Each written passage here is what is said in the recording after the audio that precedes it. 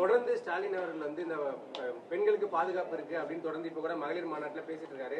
ஆனா நேத்து கூட வந்து சென்னையில வந்து ஒரு குடும்பத்தையே வந்து வெட்டி புதைச்சிருக்காங்க. இன்றைக்கும் நடந்திருக்குது. இப்ப நான் வரும்போது ட்வீட் போட்டு தான் வந்திருக்கிறேன். தினம் நடக்குதுங்க. ஒரு நாள் 2 நாள் நடக்கல. தினந்தோறும் தமிழகத்தில் பாலியல் சீட்டல் நடந்து கொண்டே தான் இருக்குது. இந்த ஆட்சியில் கண்டுகொள்ளவே இல்லை. அதுக்குண்டான நடவடிக்கை எடுக்கல. எனக்கு ஸ்டாலின் பேசுறாரு, உங்க பத்திரிகையில் உடனே தானே வருது. அந்த செய்தி வச்சு தான் நாங்கள் சொல்றோம். இன்றைக்கும் நடந்திருக்குதாக செய்தி வந்திருக்குது. செய்தி அடிப்படையில் நான் ட்விட்டர்ல நான் போட்டுக்கிறேன். கூட்டணி பலமாயிடுச்சுன்னு உங்க தரப்புல சொல்லப்பட்டாலுமே கூட இது வந்து ஒரு அழுத்தத்தினால சேர்ந்த கூட்டணி அப்படின்னு எதிர்க்கட்சியினர் விமர்சனம் பண்றாங்க. அப்படித்தான் ஏங்க கூட்டணி வரலைன்னா கூட்டணி வரலைமாங்க. அப்புறம் 4 மாசத்துக்கு முந்தைய உங்க டிவி பத்திரிகையில் என்ன சொன்னீங்க? எடப்பாடி பழனிசாமி கடையை விரிச்சு வச்சுட்டு இருக்காரு, யாரும் வரலைங்க. கூட்டணியெல்லாம் வந்தவர்கள் என்ன சொல்றீங்க? ஆகா இது அழுத்த கொடுத்து வந்ததுன்னு சொல்றீங்க. இதெல்லாம் வேண்டுமென்று திட்டமிட்டு எதிர்கட்சிகள் அவதூறு பிரச்சாரத்தை பரப்பிட்டாங்க. ஒன்றும் நடக்காது. தெளிவாக நாங்கள் பேட்டியே கொடுத்துட்டோம்.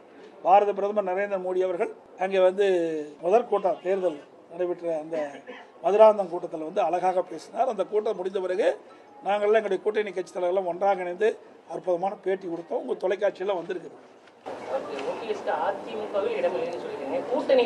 சார் அதெல்லாம் எதை பேசணுமோ அதை தான் பேச முடியும். எல்லாவற்றையும் பேச முடியாது.